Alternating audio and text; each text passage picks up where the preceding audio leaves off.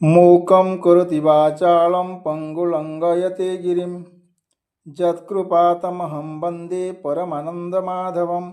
ଯାହାଙ୍କର କୃପା ମୁକକୁ ବାଚାଳ କରି ପଙ୍ଗୁକୁ ପର୍ବତ ଲଙ୍ଘନ କରାଏ, ମୁଁ ସେହି ପରମାନନ୍ଦ ମାଧବକୁ ବନ୍ଦନା କରୁଅଛି। ଶ୍ରୀକୃଷ୍ଣ କହିଛନ୍ତି, ଚେଷ୍ଟା ଯଦି ସତ୍ୟ ହୁଏ ରାସ୍ତା ମିଳିଯିବ। ବିଶ୍ୱାସ ଯଦି ମୋ ଉପରେ ଅଛି ତେବେ ପରିସ୍ଥିତି ବଦଳିଯିବ। ହୃଦୟରେ ସାହସ ଅଛି ତେବେ ତୁଫାନକୁ ଅଟକାଇ ପାରିବ। ପରିଶ୍ରମ ଯଦି କରିଚାଲିଥିବ ତେବେ ସ୍ୱପ୍ନ ସତ୍ୟ ହେବ। ଏମିତି ଅନେକ ତଥ୍ୟ ଆସିବ। ଭିଡ଼ିଓକୁ ଲାଇକ୍ ସବସ୍କ୍ରାଇବ୍ କରନ୍ତୁ। ସର୍ବପ୍ରଥମେ ଆପଣଙ୍କ ପାଖକୁ ପହଞ୍ଚିବ। ବେଲ୍ ଆଇକନ୍କୁ ଦବାଇ ଦେଇ ସେୟାର କରନ୍ତୁ, ଯେପରି ଧର୍ମ ସଂସ୍କୃତି ବିଷୟରେ ସମସ୍ତେ ଜାଣିପାରିବେ। ଚାଲନ୍ତୁ ଜାଣିବା ଶ୍ରୀମଦ୍ ଭଗବଦ୍ ଗୀତା ସାର ଶ୍ଲୋକ 3ୟ ଅଧ୍ୟାୟ ପ୍ରଥମ ଭାଗ ପ୍ରାରମ୍ଭ। କର୍ମଯୋଗଃ ଅର୍ଜୁନ ଉବାଚ। जायसी चेत कर्मणस्ते माता बुद्धि जनार्दन तत्किं कर्मणि घोरे मां नियोजयसि केशव व्यामिश्रेणेव वाक्येन बुद्धिं मोहयसि मवे तदेकं वद निश्चित्य येन श्रेयोऽहमापन्नयाम्।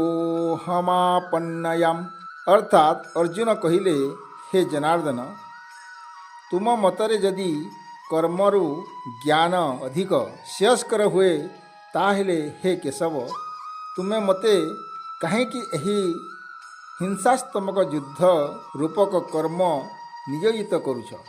तुमे अविस्पष्टार्थ बा द्व्यर्थ बोधक कथा कही जेपरि मोर मनକୁ मोहित करुअछ। जहिरे मोर कल्याण हेब सेहीपरि गोटिए पथ ठीक करी मते कहिदिय। श्री भगवान उवाच। लोकेस्मिन् विद्धिवा निष्ठा पुरा प्रोक्ता मया नघ ज्ञानयोगेन संख्यानां कर्मयोगेन योगिनाम्। अर्थात श्री भगवान कहिले, हे अनघ पार्थ अर्थात विशुद्ध चित्त अर्जुन, एही जगतरे दुई प्रकार निष्ठा वा श्रेय लाभर पथ संबंधरे पूर्वरु कहिछि। ज्ञान मार्गीर अर्थात जो माने ज्ञान को शीलनकारी सेमानंक पाई ज्ञान योग आउ कर्मयोगी मानंक निमित्त निष्काम कर्मयोग अटे। कर्मयोगः न कर्माणामनारम्भा नैष्काम्यं पुरुषो स्नुते न च संन्यासनादेव सिद्धं समाधिगच्छति।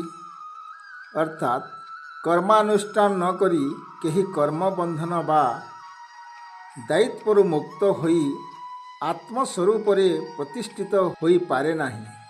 पुणी सेहीपरि कर्मर वासना बा फल त्याग न करी केवल कर्म त्याग करिदेले ताहा द्वारा सिद्धावस्था लाभ असंभव।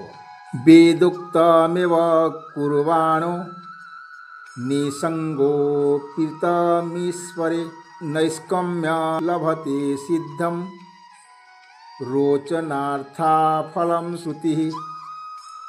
अर्थात निष्काम भावरे ईश्वरार्पित फलबुद्धि जे देवोक्त कर्मर अनुष्ठान करती से नैष्कर्म्य रूपक समस्त कर्मर निवृत्ति स्वरूप ब्रह्मभूता सिद्धि लाभ करती।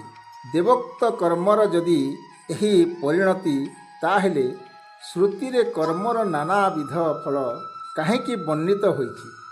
कर्म त्याग करी ज्ञान मार्गरे नैष्कर्म्य बा मोक्ष प्राप्ति हुए। नहि कश्चित् क्षणमपि जातु तिष्ठत्य कर्म कृत कार्यते ह्यवंशः कर्म सर्वः प्रकृतिजे गुणेः कर्मे इन्द्राणि संयम्य ज अस्ते मनसा स्मरन् इंद्रियार्थे विमूढ़ात्मा मिथ्याचारः सौच्यते।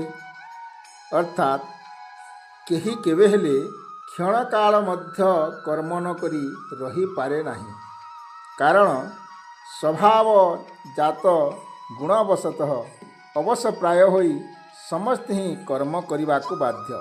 जे भ्रांतमती हस्तपदादि कर्मेन्द्रिय समूह संयत करी स्मरण करुथाए से मिथ्याचारी। अर्थात जे कर्मेन्द्रिय गुड़िक विषय भोगरु संयत रखी मने मने विषय संभोग करे से कपटाचारी। कर्मयोग जस्तीन्द्राणि मनसा नियम्यार भवेर्जुन कर्मेन्द्रियो कर्मयोग मस्तकः सज्जनिष्यते नियतं कुरु कर्म तं कर्म यायो ह्यकर्मणः शरीरयात्रापि च तेन प्रसिद्धेद कर्मणः। अर्थात किंतु मन द्वारा चक्षु कन्नादि ज्ञानेन्द्रिय समस्त संयत करी जे अनासक्त भावरे अर्थात जोगस्थ होई कर्मेन्द्रिय द्वारा कर्मानुष्ठान करती, हे अर्जुन से ही श्रेष्ठ। तुम्हें नियत काम्य ओ निषिद्ध अर्जन करी शास्त्र विहित ओ लौकिक सर्वविध नित्य नैमित्तिक कर्मरे रत थाओ। कर्म न करिवा अपेक्षा कर्म करिवा श्रेय। पुणी कौनसी कर्म न कले तुमर देह जात्र मध्य निर्वाह होई पारिबो नाही। यज्ञार्थात् कर्मणोऽन्यत्र लोकोऽयं कर्मबन्धन तदर्थं कर्म कुन्तेय मुक्तसंगः समाचर।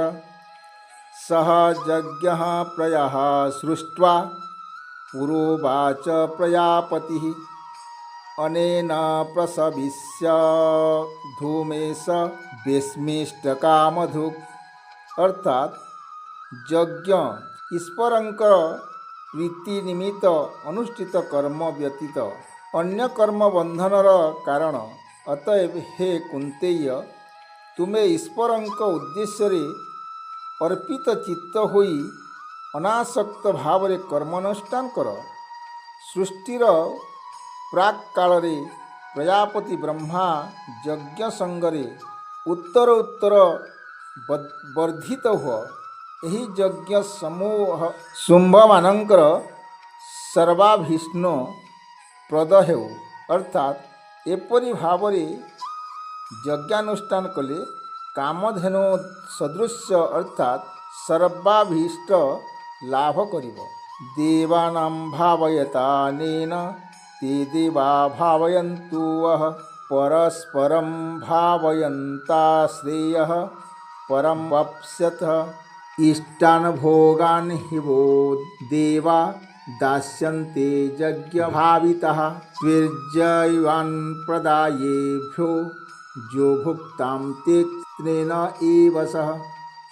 अर्थात यही यज्ञ द्वारा तुम्हें माने घृताहुति प्रदान देवता मानंकु समर्धना कर एवं यही देवता माने मध्य दृष्टादि द्वारा तुम मानंकु समर्थित करती।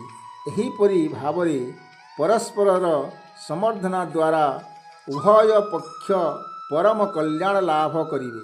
जेहेतु देवगण यज्ञादि द्वारा आधारित होई तुम मानंक अभिष्ट भोग्य वस्तु प्रदान करती, सेथिपाई सेमानंक महा साहाय्यरे प्राप्त अन्नपानादि यज्ञादि कर्मे सेमानंकु निवेदन करती। अर्थात सेमानंकु संपूर्ण रूपे वंचित करी जे केवल निजे भोग करे से निश्चय चोर।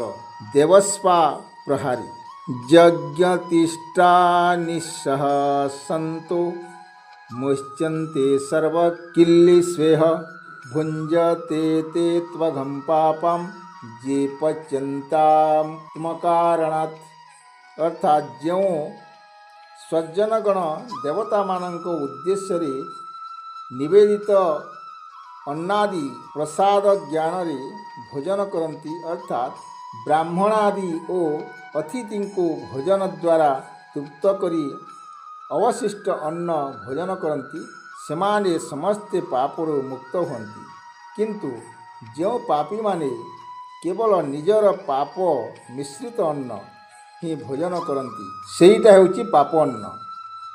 आपण श्रीमद् भगवद गीता सार श्लोक सह जानिपारिबे पर भिडियो रे मो केशव चंद्र जाल यादव।